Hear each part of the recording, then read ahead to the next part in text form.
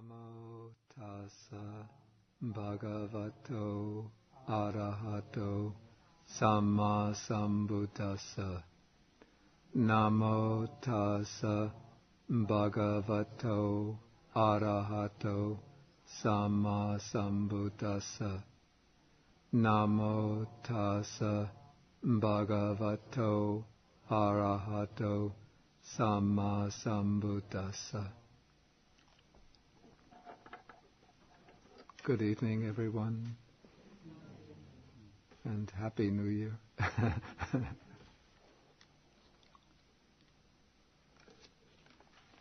Okay, tonight we will begin the study of a new sutta. This is called the Great or Larger Discourse on the Destruction of Craving.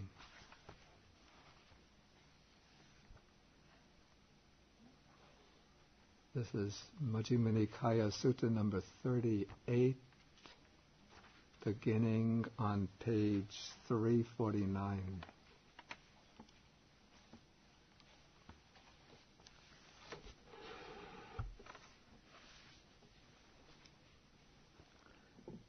And the beginning of this sutta is somewhat similar in structure to the beginning of the Alagadupama Sutta, the sutta that we studied just before the Christmas break, and that it begins with one monk adopting a wrong view, the monks trying to dissuade him from that wrong view until he eventually comes before the Buddha and gets a good scolding from the Buddha.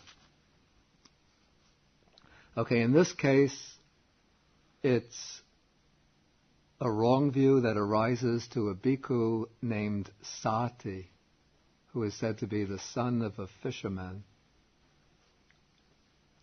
And this view, it's also described as a papaka ditti gattam, that is, a pernicious view. And here the view is expressed thus: as I understand the Dhamma taught by the Blessed One, it is this same consciousness that runs and wanders through the round of rebirths, not another. Okay, the exact wording of this wrong view is very important, as we will see. Okay, now, as this monk named Sati is propagating this wrong view, the monks hear about it, they go to him. First they ask him whether it's true that he's teaching this view. When they hear that he is teaching it, then they try to detach him from that view. They question him, cross-question him. They criticize him. They ask him, please do not misrepresent the Blessed One. It is not good to misrepresent the Blessed One. The Blessed One would not speak thus, for in many ways the Blessed One has stated consciousness to be dependently arisen, since without a condition there is no origination of consciousness.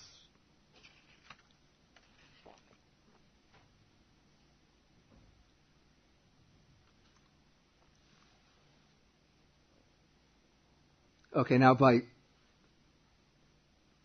presenting these objections, what the monks are indicating is that Sati is taking the view that there is a consciousness which is independent of conditions,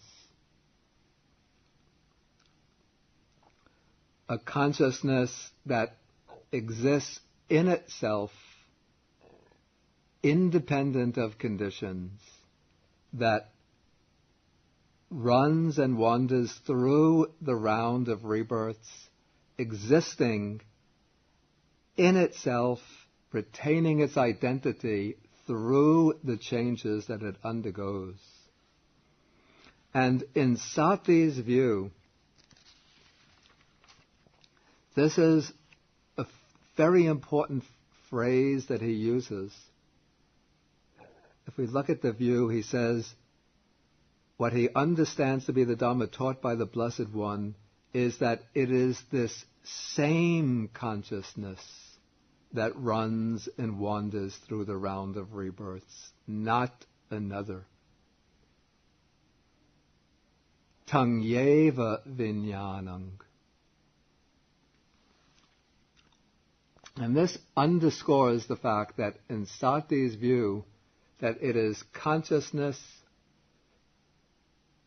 retaining its identity, the same consciousness a consciousness that does not undergo change, a consciousness that does not undergo any transformations, but a consciousness that remains the same entity, going from one state, from one experience to another within a lifetime, the same consciousness that goes from one life to another, sangsarati, sangdavati, sangsarati, that runs on, that roams on from one life to another through the round of rebirths.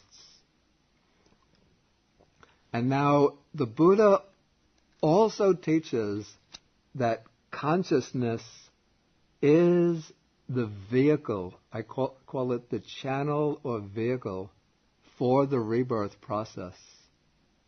That consciousness continues through the rebirth process, according to the Buddha as well.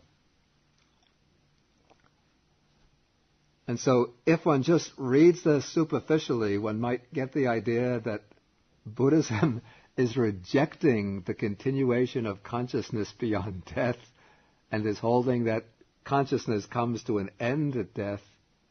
And so what the Buddhist monks are criticizing for Sati, are criticizing Sati for holding that consciousness continues beyond death, for holding that consciousness transmigrates to a new state of existence. But that is not the point of their criticism. In the Buddhist view, consciousness does continue from life to life, but consciousness continues as a changing process, an ever-changing process. But in the view of Sati, consciousness continues as an unchanging subject of experience. An unchanging, he doesn't use the expression here, but it continues as an unchanging self, an Atman.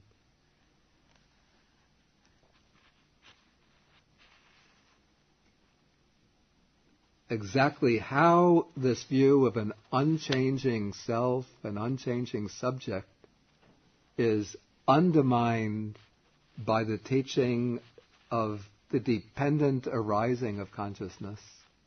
This will become clear a little bit later in the sutta. But for now, let's go back to the drama that's unfolding here. Okay, the monk Sati is questioned, cross-questioned by the monks. Okay, we're on page 349, the bottom of 349. But even though the monks bring forth many arguments, they're not able to convince him to give up his view. He seems to have been a very, what do you call him, a pig-headed, stubborn fellow.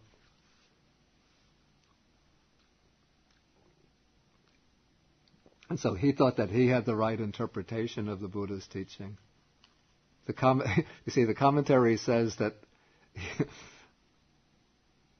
I think this is just invention on the part of the commentary, but it says that he was a specialist in the Jatakas, the Jataka stories. So according to the Jataka stories, the Buddha says in such and such a past life, I was the wise parrot. In such and such a life, I was King Sibi. In such and such a life, I performed such and such a deed. And so, because Sati specialized in the Jatakas, which related the stories of the Buddha's past lives, he thought that there must be a consciousness which continues the same from life to life. And therefore he grasped on this idea, and he must have been appealing to these Jataka stories as proof for the view that it's the same consciousness that continues on. Okay, so eventually the monks come to the Buddha. They present the case to the Buddha, and the Buddha calls Sati up. And the Buddha, typically, he doesn't immediately criticize Sati, but first he questions him and says, is it true that you hold such a view? Then the Buddha repeats the view, and Sati confirms this and says, it's exactly this way, Venerable Sir, that is my view. Okay, and now the Buddha asks a very important question that the monks themselves didn't ask. But this question brings out the real meaning of Sati's wrong view. It brings out the full implications of Sati's wrong view. The Buddha asks Sati, here I'm in the middle of the page, he asks, what is that consciousness? And Sati replies, it is that which speaks and feels and which experiences here and there the result of good and bad actions. In other words, that which experiences here and there the result of good and bad karma. And now by this definition of consciousness, Sati is almost explicitly identifying consciousness with the self, with an Atman. And that this is so will become clear if we go back to Sutta number 2, which we had studied quite some time ago, about a year and a half ago. We come to page 92, towards the bottom of the page.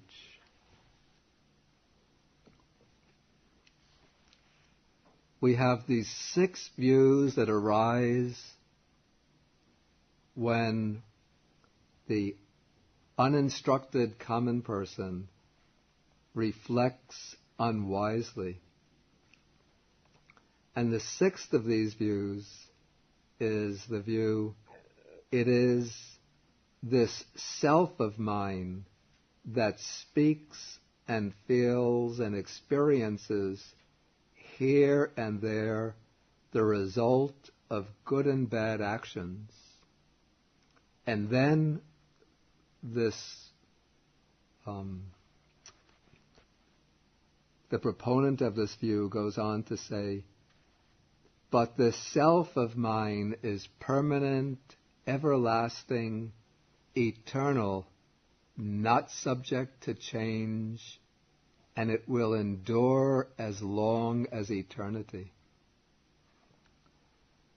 So in other words, in this sutta, sutta number 2, we see that this expression, the one who speaks and feels and experiences the result of actions, that notion is ascribed to a self which is taken to be permanent, eternal, and everlasting. And that is also the idea that is underlying the monk Sati's implicit understanding of the nature of consciousness. Consciousness for Sati is, though he's not calling it that, but consciousness is a self. It is a self which speaks, feels, experiences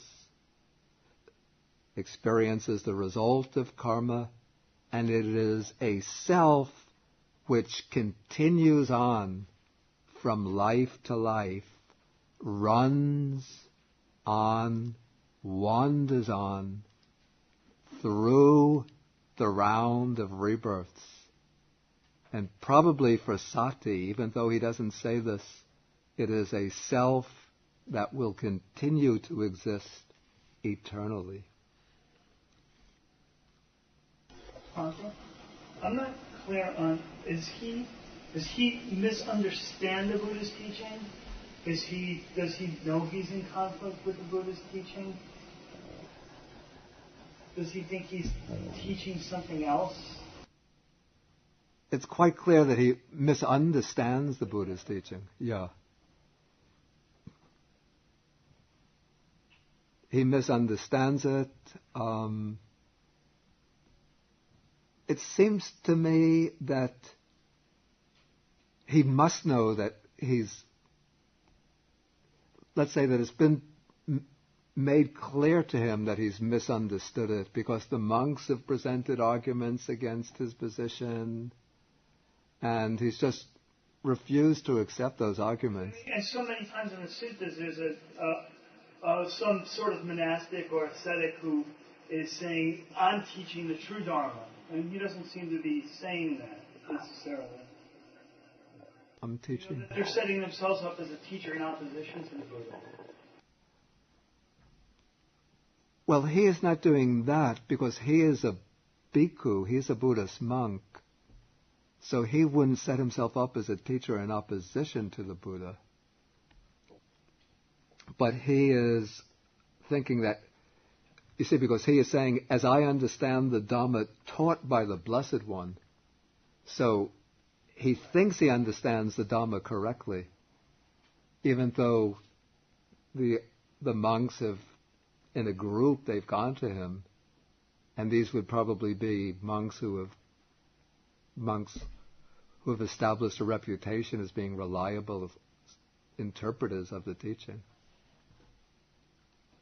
And so it's probably pretty clear that he's being sort of somewhat stubborn and perverse in his insistence on that view. This is called Sandittika Paramasa. I forgot, in English it comes out, adhering stubbornly to one's own view and rejecting it with difficulty.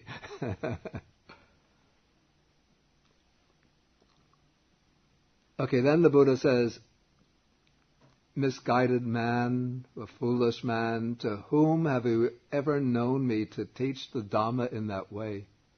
So it's clear that the Buddha is now saying that I've never taught the Dhamma in this way to anyone.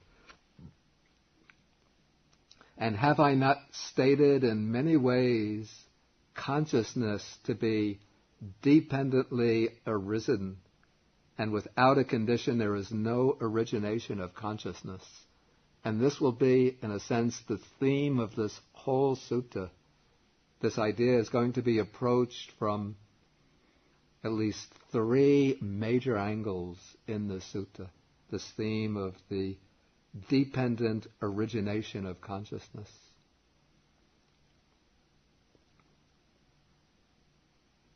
Okay, and then the Buddha goes on to say, this is the kind of reproach that here I should have inverted that in the revised edition.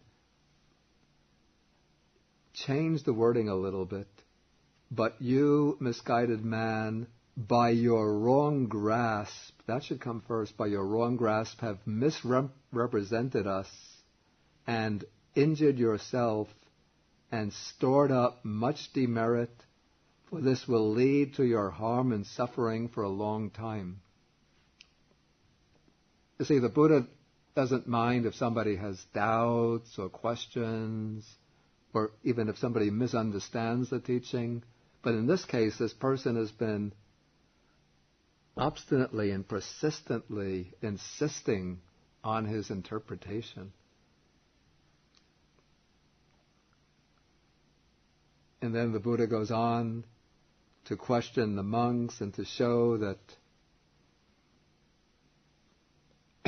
when the monks are questioned, they confirm that in their view, the Buddha has always taught that consciousness is dependently arisen, and that without a condition there is no origination of consciousness. Okay, and now with the section called the conditionality of consciousness, this I would call the first demonstration of the dependent origination of consciousness. There'll be three demonstrations, or three ways in which the dependent arising of consciousness is demonstrated.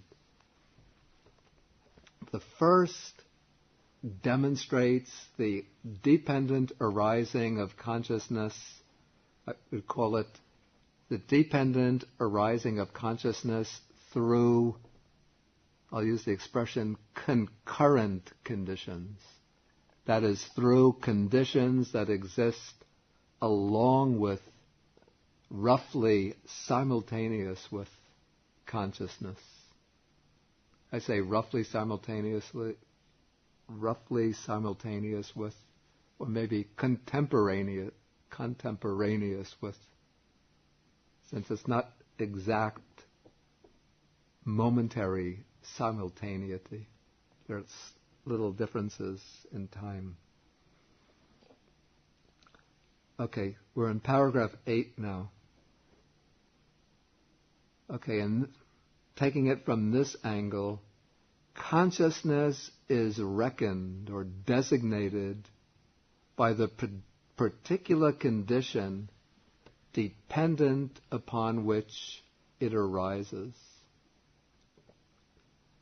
Okay, when consciousness arises dependent on the I and forms, that's visible forms, it is reckoned as I consciousness. When consciousness arises dependent on the ear and sounds, it is reckoned as ear consciousness. When consciousness arises dependent on the nose and odors, it is reckoned as nose consciousness. When consciousness arises dependent on the tongue and flavors or taste, it is reckoned as tongue consciousness. When consciousness arises dependent on the body and tangibles or tactile sensations, it is reckoned as body consciousness.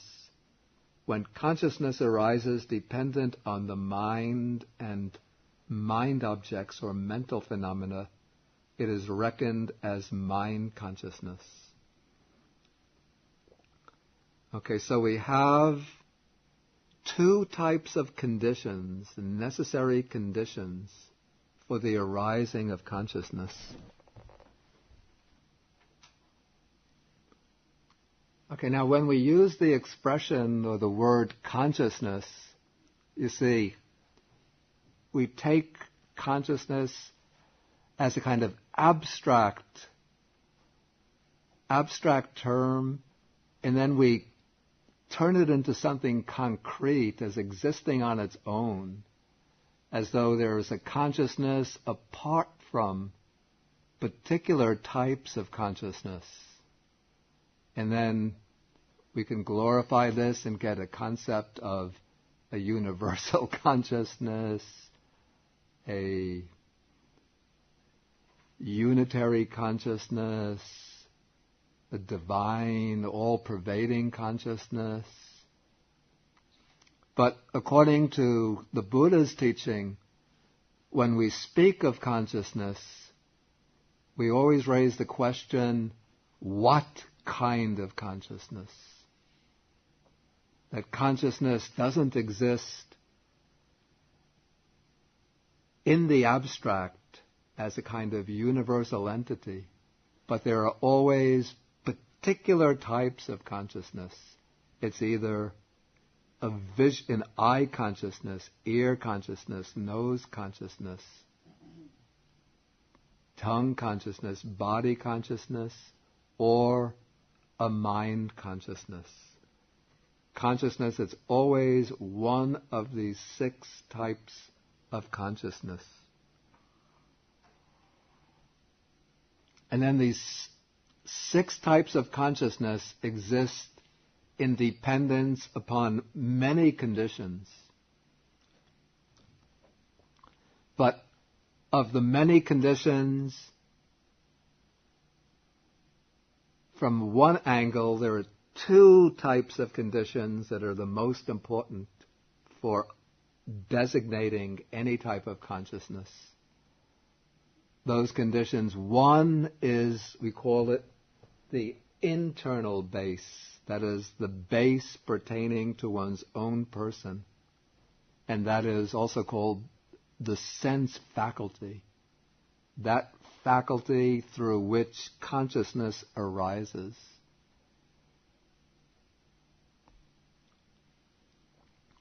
Okay, now what unites or unifies all of these types of consciousness is a similar function. That function is, we use the word cognizing an object, knowing an object, being aware of an object.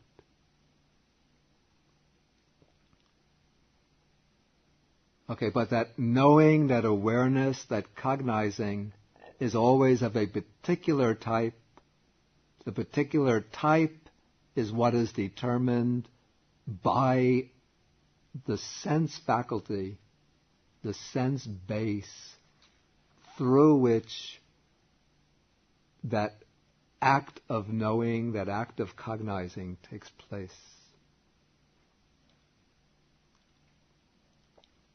Only if there's something, unless there's something unclear that I said, otherwise it isn't a discussion period right now.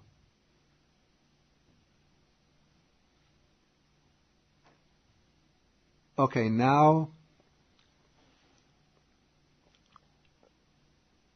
the internal sense bases, I've said this previously, but I'll repeat it, are not the gross physical organs, but they are the particular types of matter generally located within these physical organs, which have the capacity to respond to particular types of sense data. So that what we call the eye is not the eyeball itself, but it would be the type of sensitive matter located someplace within here that is able to respond to light and to transform light into visual images of the world.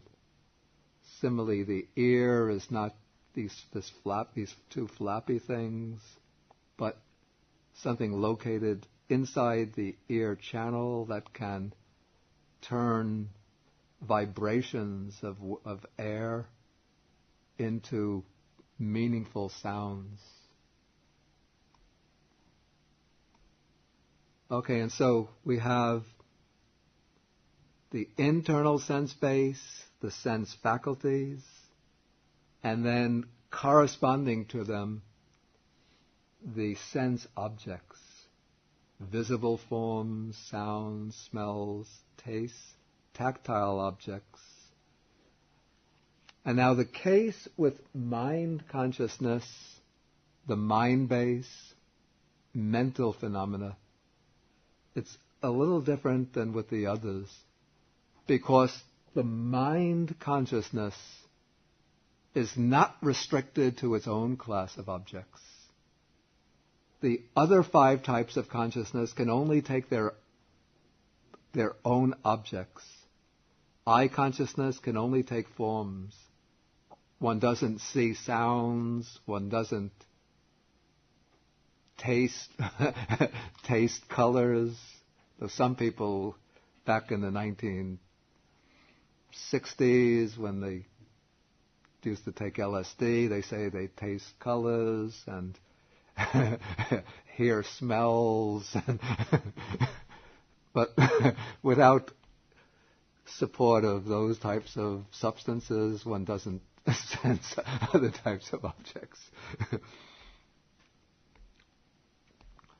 But mind consciousness is able to do that. Mind consciousness is on a perpetual trip, one could say. Mind consciousness can take the objects of the other sense faculties.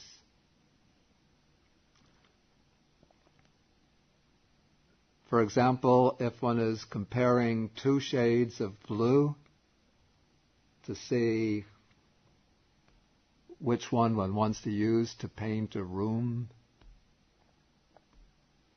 it's eye consciousness that brings in the colors. Eye consciousness that takes in the two shades of blue. But it is mind consciousness that compares these two colors and considers which would be more satisfactory as a color for this room.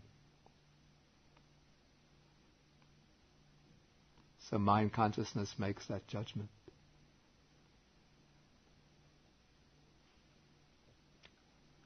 Okay, so we have these 6 types of consciousness, each with its own sense base, its own type of object. Okay, and then in addition to the 5 types of sense objects, the mind consciousness takes its own type of objects. What are the objects of mind consciousness called the dhammas or mental phenomena? They would be all types of ideas, images, abstract qualities, things that cannot be reduced to objects of the senses, of the other 5 senses. Okay, maybe Jim, now you had the question? The question, where does intuition fall into consciousness? Oh, intuition would be a function of the mind consciousness.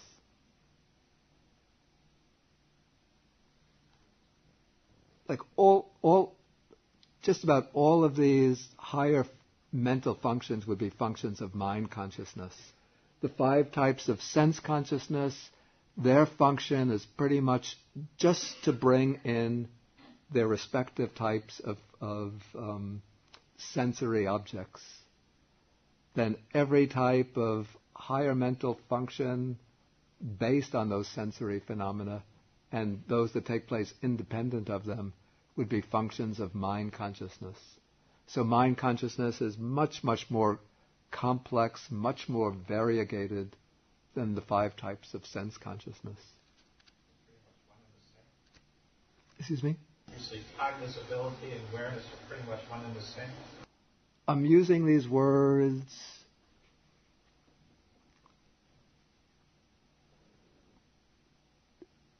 to capture, I call it the general function of consciousness, and it's pretty difficult to get one word that really does the trick in English. So I'm just bringing in several words, but each word has its own particular nuance to it. And so if one just takes hold of that one word apart from the others, it could lead to misunderstanding, which is why I'm bringing in several words. I think I used that which is knows, cognizes, is aware, what experiences. You have to bring all of them in together. Okay, then the Buddha illustrates this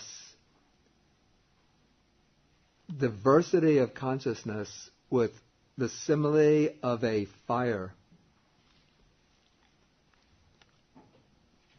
Okay, he says that just as fire is reckoned by the particular condition dependent on which it burns, this must have to do something with particularity of Indian ways of expression, since I think in English we usually just pretty much speak about a fire. We don't specify fires very much. At least I don't. Okay, but using the language of his time, he said, when a fire burns dependent on logs, it is reckoned as a log fire. When fire burns dependent on faggots, it is reckoned as a faggot fire. When fire burns dependent on grass, it is reckoned as a grass fire. When fire burns dependent on cow dung, it is reckoned as a cow dung fire. When fire burns dependent on chaff, it is reckoned as a chaff fire. When fire burns dependent on rubbish, it is reckoned as a rubbish fire. So too, consciousness is reckoned by the particular condition dependent on which it arises. And then he repeats that same passage about how consciousness arises depending on its faculty and its object.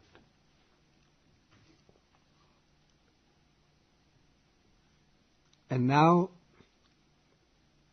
I should say some words about how consciousness occurs according to the Buddha's teaching. According to the Buddha's teaching, on each occasion of experience, there is, let's put it this way, each occasion of experience, according to the Buddha's teaching, is a different occasion of consciousness. And one can dissect an occasion of experience as we normally experience it, not only logically, but even experientially through the practice of mindfulness, through attending mindfully to experience with subtler and subtler levels of mindfulness. As one attends to experience, one sees that it is composed or constituted of extremely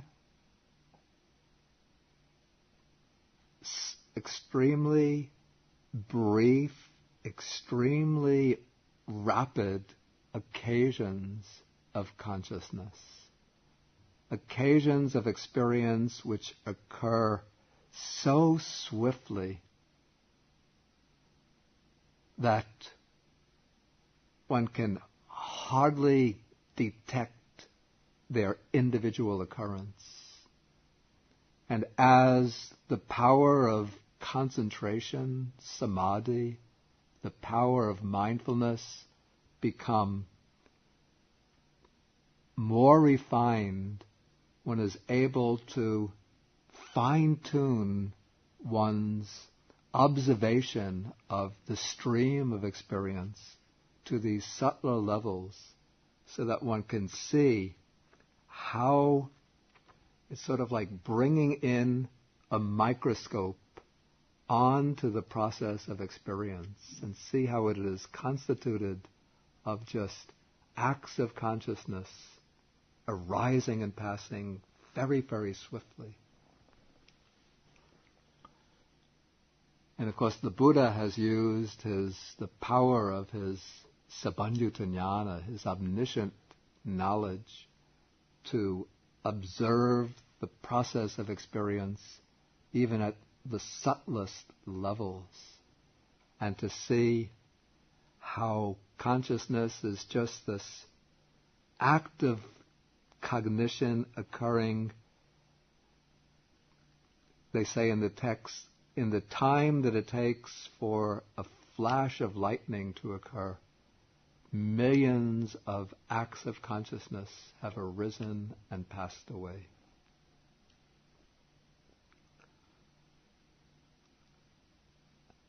And so each act of consciousness arises, occurring very, very swiftly.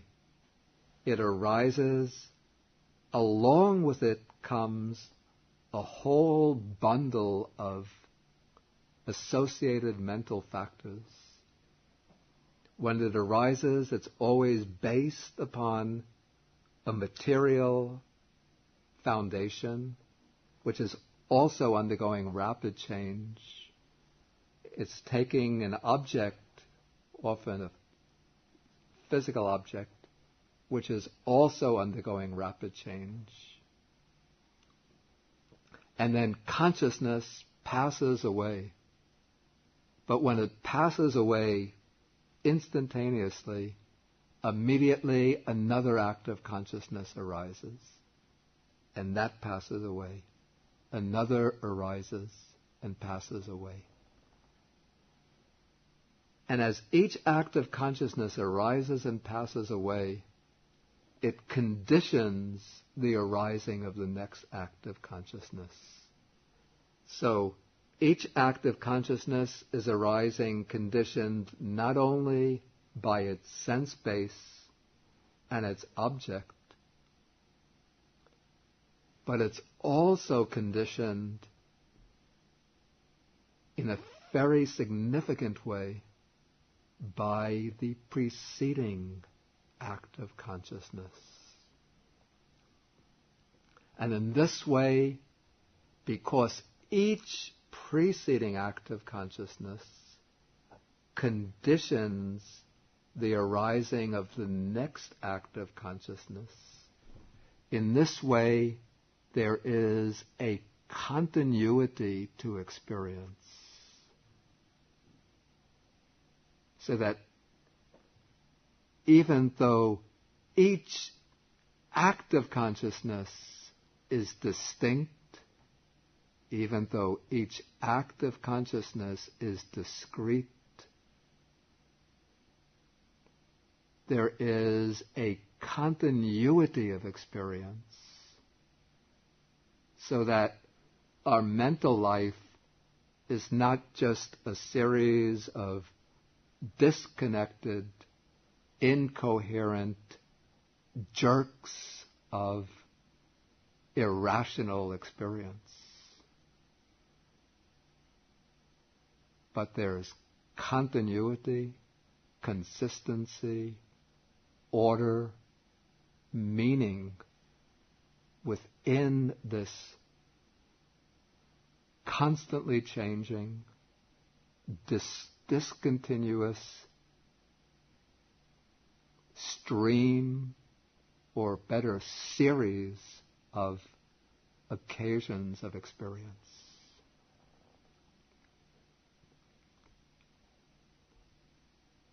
And it is because there is continuity within the stream of consciousness that consciousness is able, out of this mass of experience that it is sucking in, out of this mass of experience, that it is able to constitute a meaningful, coherent world for itself. I should have said a meaningful, coherent world before. I hope the NSA isn't listening.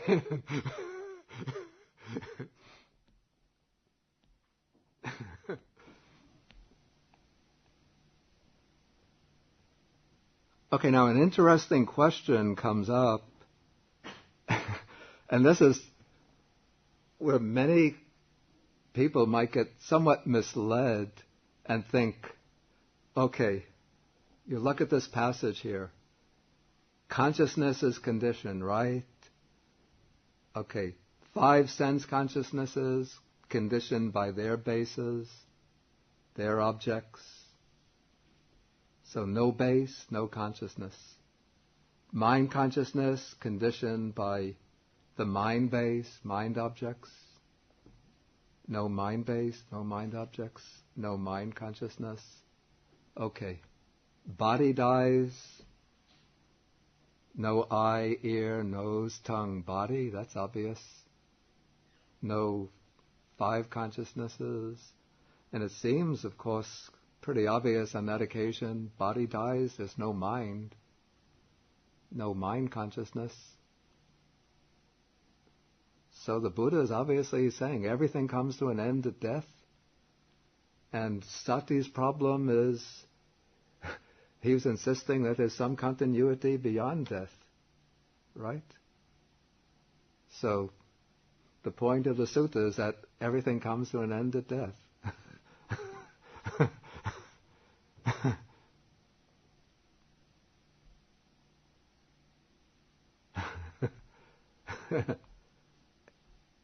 Anybody have a different opinion? How to get around that one?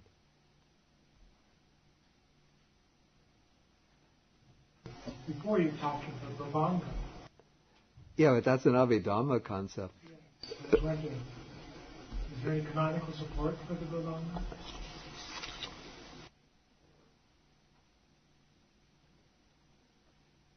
Trying to think whether there's sutta support for it. There's not very clear sutta support for it. Doesn't the final moment of consciousness is that the condition, the first moment of rebirth?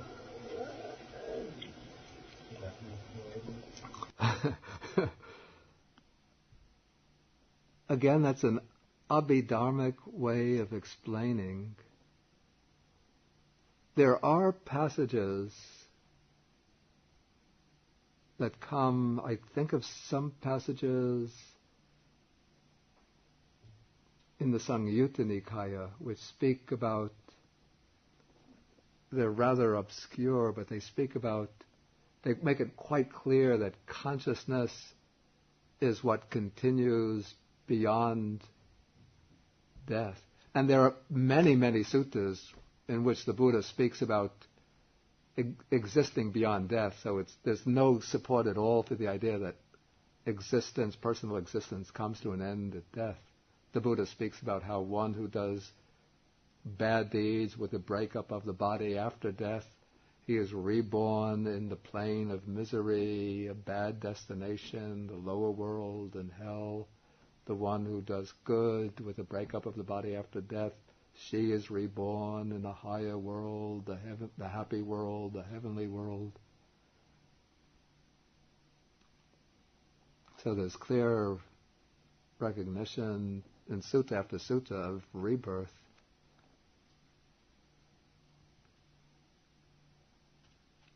Okay, it seems that this became a problem that the various Buddhist schools had to deal with.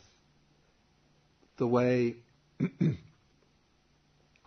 guess most Buddhist schools, including the Theravada school, dealt with it is by taking a type of mind consciousness, a mano-vijnana, as that which becomes the vehicle, what I call the channel or vehicle for the rebirth process. And now, what's called mind here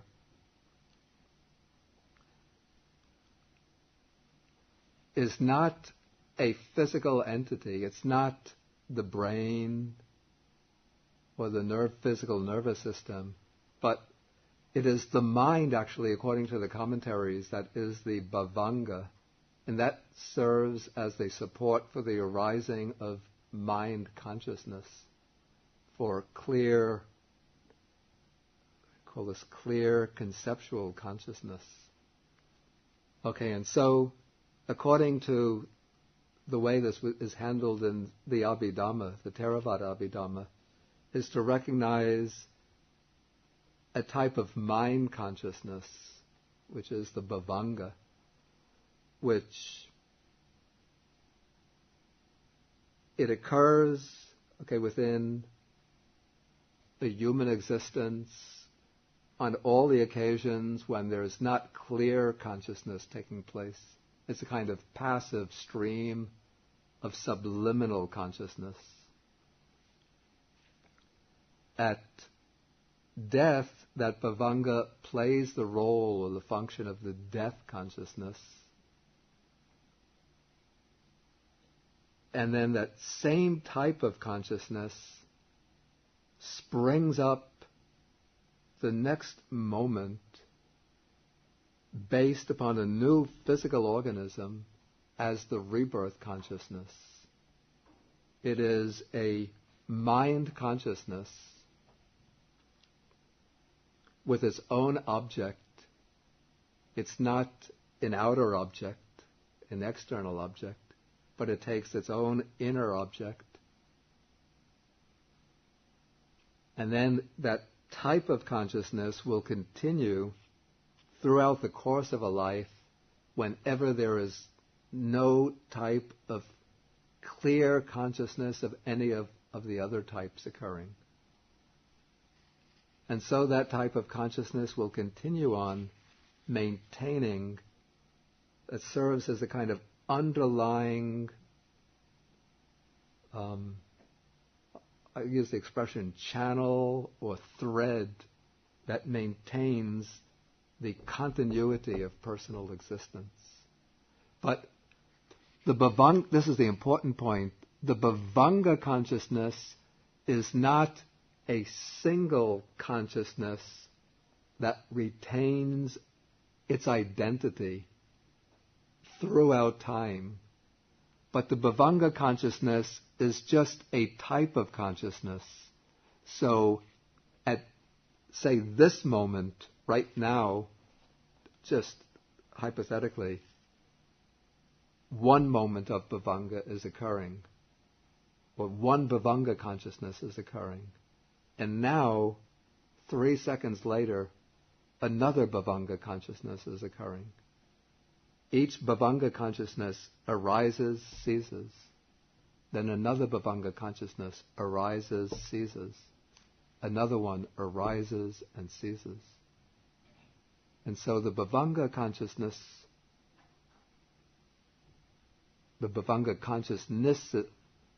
consciousnesses, it's easier to use the Pali, bhavanga chittas, are always arising, ceasing, arising, ceasing. Then when an impressive sense object impinges on our sense faculties, then the bhavanga will get cut off and the sensory consciousness will arise, seeing, hearing, smelling, tasting, touching. Or if a strong mental object will arise, then thinking, pondering, imagining, judging, intuiting, whatever. And then when that stops, then the mind goes back into the bhavanga. In fact, according to this particular model, this Abhidhamma model, even right now while I'm speaking, right now while you're listening, hundreds and thousands of times our minds are going down into the bhavanga, coming back up, going down, coming up. But it's occurring so quickly that we're not aware of it. It's somewhat like a computer screen. This is what I'm told. I've never observed it. But they say that when you're looking at a computer screen, it's constantly disintegrating and reconstituting itself, disintegrating, reconstituting itself. But you're sitting there reading it. Maybe you're reading some text. Somebody tells you that screen is dissolving. Somebody says, don't look at the screen, don't read the screen. You'll ruin your eyes. It's constantly disintegrating and reconstituting itself before your eyes. You say, what are you talking about? I'm just sitting here. It's just simple text, constantly remaining present before my eyes. You better go see an eye doctor or a psychiatrist. But in fact, it's true. Or at least if what they tell me is true. the image, it's hundreds of times, thousands of times a second, disappearing, reappearing. Is that true? Some specialists? 60 times? 60 cycles per second.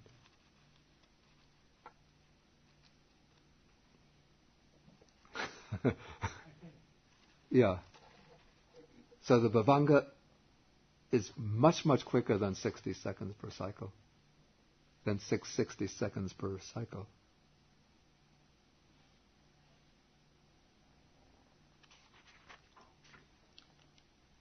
Okay, any questions or comments?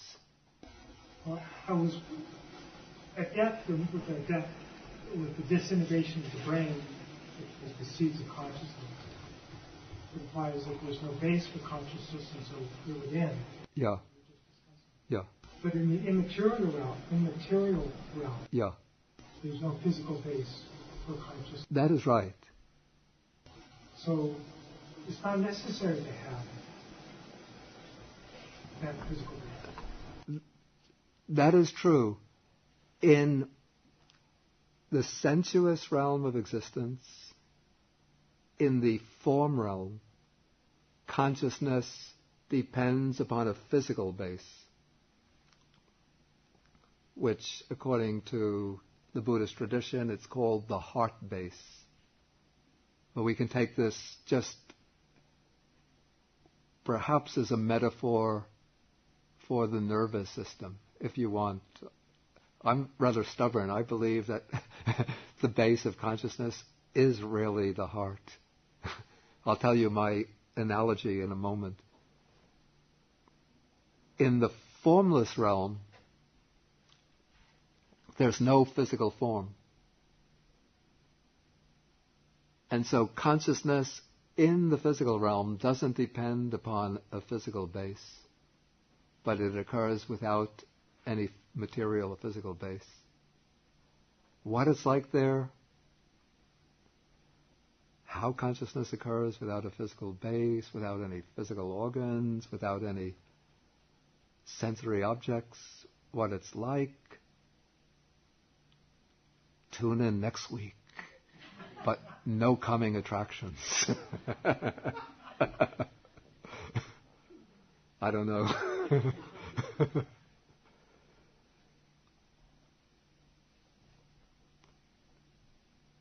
Now my analogy for the way consciousness arises from the heart really does have the heart base, but we can still accept the current physiological model of the brain as being very important for the functioning of consciousness. Again, I will take the computer as my analogy. Okay, we're working a computer, somebody tells you, what is the real, you say the nervous system of the computer? What is it that determines how all of the programs of the computer function, how the operating system functions? Where is that all of that lodged? One will say, what would one say? The central processing unit? Let's not be too sophisticated. We'll say the central processing unit. That's where the heart, suppose the hard disk is there, a central processing unit, all of that together.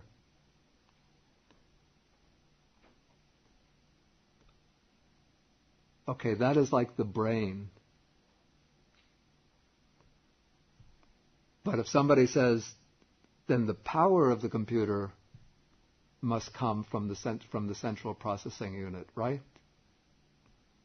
Say no. The electricity doesn't come from the central processing unit. The electricity comes from some source, some power source of power supply. Get that notebook out of my sight. It's ruining my analogy. Okay, even with the notebook, yeah, the battery is separate from, right. The battery, in fact, that's better than this desktop computer. The battery is not the processing unit. The battery is separate from the processing unit. The battery is something different. Or even with the desktop computer, we can say the power source, it's different from the processing unit.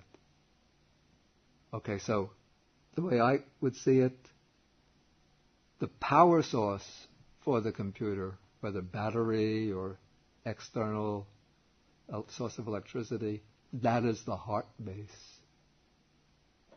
Which doesn't mean that it's this physical organ, is the thing that pumps, that is the base for consciousness. But there's a very, very subtle type of physical phenomena here. And it is from this that the energy arises through which consciousness comes into the organism. And consciousness comes in through that up into the nervous system, into the brain. And the brain does all of the processing through which all the cognitive functions take place. And this is why when brain death takes place, it doesn't mean the end of the stream of consciousness, vijnana.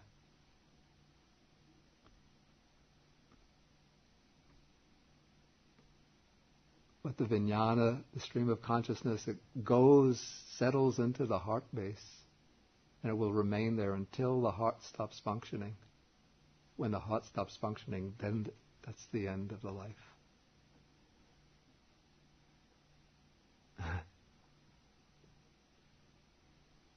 Any further questions? Jim? When you talk of formless, is timelessness part of formless? Part of the formless existence. Existence in the formless realm is not timeless, but the time scale is vastly extended beyond our time scale. Okay, this is the scale in the formless realm. In our particular physical universe, they speak about its beginning with the Big Bang. They say, I think the current speculation is that the Big Bang started 17 billion years ago. I think that's the present figure, 15 to 17 billion years ago. The universe is expanding outwards. There's some uncertainty among scientists whether it's to continue expanding indefinitely, or whether it depends upon the amount of dark matter in the universe. If there's a certain amount, then the gravitational force will be sufficient to stop the process of expansion so that eventually it slows down and initiates a process of contraction, so that eventually contracts and collapses upon itself. According to the Buddha's teaching, in fact, the Buddha doesn't make any statements about the amount of dark matter in the universe, but they speak about the universe is going through these cycles, or this world system is going through cycles of expansion and contraction. And so, in this model, contraction will take place, and the world system will contract upon itself. Okay, if this is going 17 billion years, I don't know how much longer it will continue to expand. But let's suppose that tomorrow it reaches the maximum point of expansion, which it won't, and then starts collapsing on itself, taking an equal amount of time, 17 billion years, 34 billion years minimum. But let's round that off. It won't stop tomorrow, so let's give it 50 billion years as one cycle.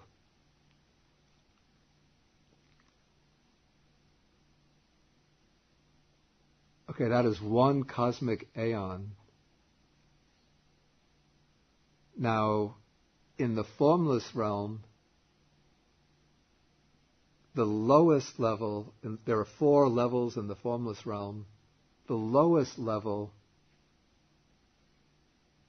the lifespan consists of 20,000 of those.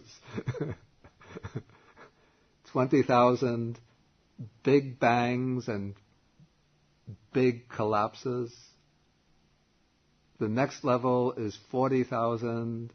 Next level is 60,000. Then the 4th level, they say, is 84,000. I don't know why they added 4,000. It's something like tax breaks for the extra rich. They got an extra 4,000 years. I think because 84,000 was an auspicious number in Indian cosmology. But maybe it's 80,000, and then they just upped it to 4,000 to 84,000.